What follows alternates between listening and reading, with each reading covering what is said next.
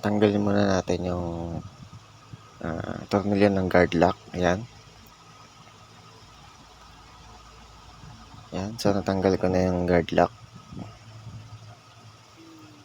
Ngayon, sunod naman natin yung tornilyo ng ating LC. So, ayan siya. Ayan. Tanggalin na rin natin yan.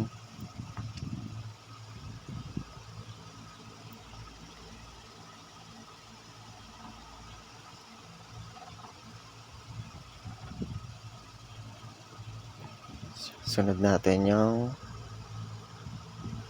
guard ng back. Ayan. Nakatornilyo na yan. May iba nang gumawa, no? So, minodified na lang siya. Lagyan na lang ng diretsong tornilyo. Yan. Tapos, yan. Bunutin na natin yan. Tanggalin natin tornilyo na yun. Tornilyo ng gear case. Papunta ng leeg. Ayan. Tanggalin natin yung gear case. 3 po yung niyan, tornilyo. So, sunod natin, baklasin yan. Yung 4 na tornilyo na yan. Para matanggal natin yung motor. Yan, 4. So, ngayon natanggalan natin. Hawakan lang natin yung motor at yung likod. Yung case ng motor sa likod. At saka yung motor. So, yan, nakatake natin. Yun. So, ayan siya. Atake lang natin yung shafting. So, yan. So, meron na siyang pakurba. Yan, meron na. Tanggalin lang natin yung spacer. Yan. Tanggalin lang natin yun. Nugot lang. Yan. So, yung na yan. Tatanggalin din natin yan. Yan sa likod. So, sundutin nyo lang yan ng flat screw. So, ingat lang. Dahan-dahan. Yan. Okay. Bali 3 yan. Yun. So, ngayon, ayan yung foam nya. Ito yung, bushing. Ito yung spring flower. Yan. At ito yung lock.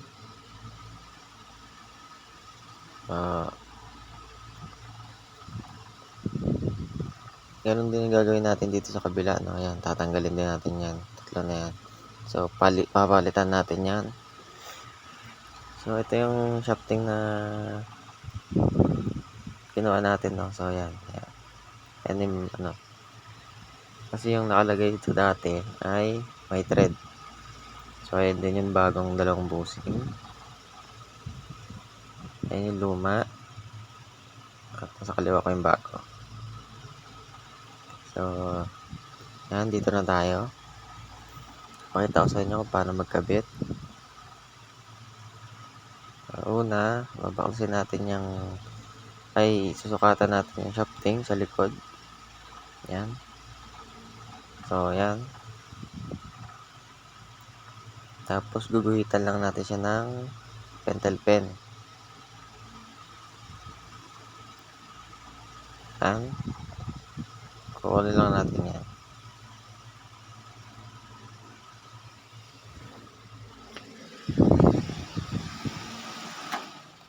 Yan. So, pagkatapos nyan, pukin natin yung luma.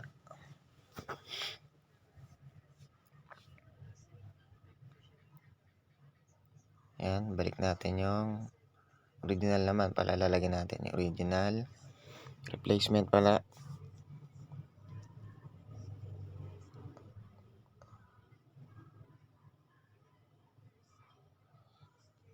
Pagtapos nyan, lalagyan natin siya ng lock dito. Diyan. Lilock natin siya.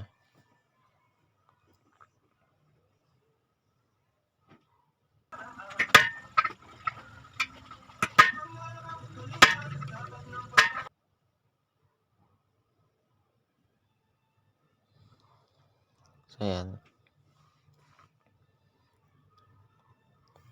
Ayan, sunod naman natin yan. Hit na natin yung bushing.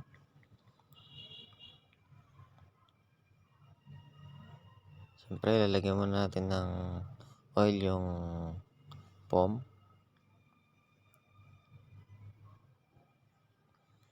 Sa paglalagay ng kailangan sakto lang. Hindi masyadong marami. So, kaya ganyan yung paglalagay dahil masyadong maliit yung butas ng aking oil. So, sunod natin lagay yung bushing.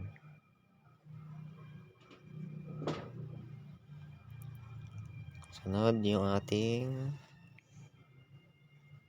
spring.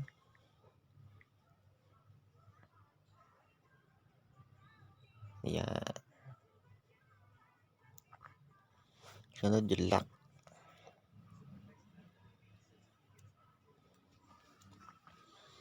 Ayan, no. So, kung mag-isa nyo lang nagkakabit niyan, so, ito yung tamang diskarte dyan. Pasok niyan, bushing, yung shafting. Yan. So, idadagan nyo dyan. Ayan. Ipitin nyo lang ng ganyan. Pag mag-isa kayong nagkakabit. At pupupukin nyo ngayon siya ng martilyo. Ayan.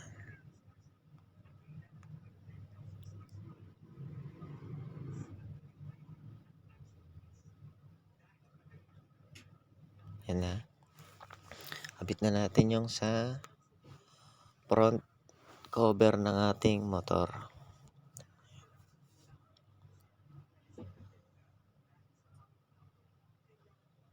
Yan. Check lang ninyo kung umuuga pa. So, okay na yan. So, yung isa naman. So, ingatan nyo lang yung motor.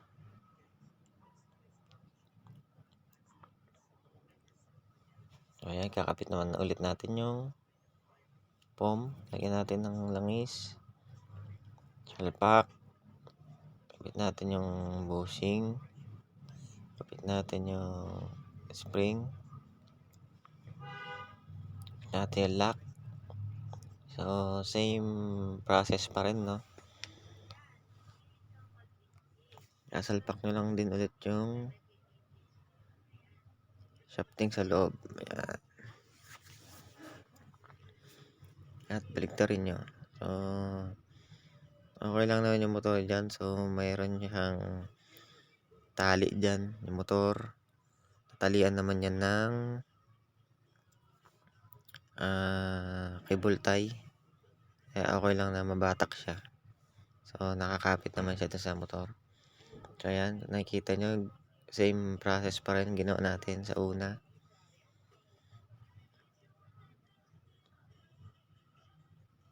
Ayan na.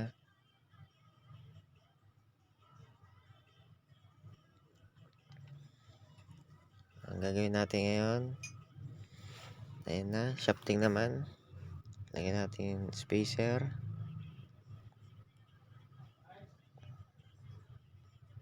Ayan.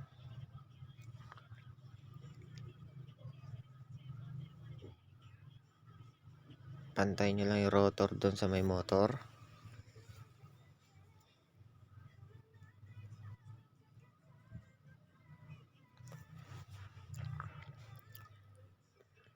Ayan. Papalit. Lagyan ulit ng washer. Salpak ulit. Kabit ulit yung motor. Okay. Ang lalagyan ng langis yung loob ng bushing. Yan, yung gitna, loob. Yan. Mekos-mekos na yan, insan. Pasok mo na yan ulit. Yun. Okay, pagtapos nyan, likod naman. Lagyan ulit ng spacer.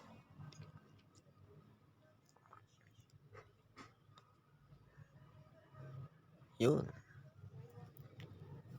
So, huwag niyong kalimutan mag-like, share, and subscribe sa aking YouTube channel para lagi kang updated sa aking mga na-upload na video. So, yan.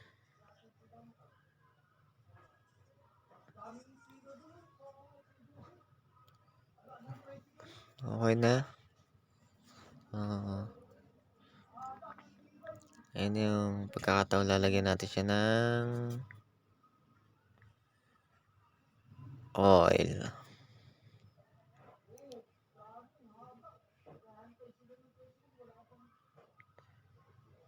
Yan, hindi ko nilalagyan ng oil niya bago ko siya salpak.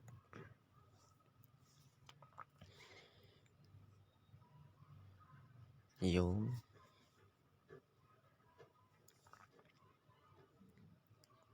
okay.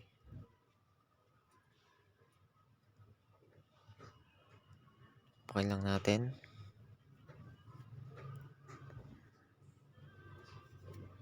Tapos yan, kabit natin yung mga tornilyo. Tornilyo ng motor. Bali, 4 na piraso yan ulit.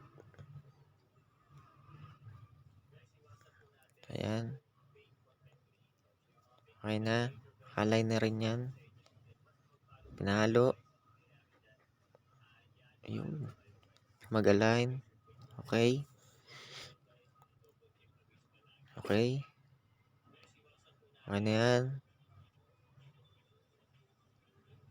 Kabit na rin natin yung gearbox.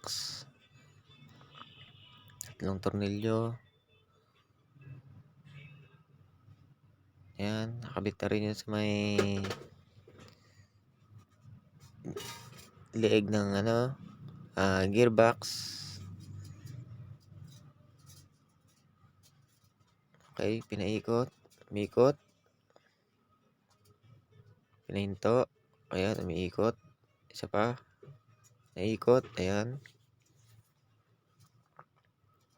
Okay. So, ngayon, assemble na natin. Ayan na. So, ayan na yung assemble natin. Saksak natin ulit. Okay. Please subscribe my channel. Like and share. Para updated kayo sa mga bago ko ilalabas na video. Yun lang po. So, maraming salamat po sa panonood. Okay. Okay na po yan. Ingat.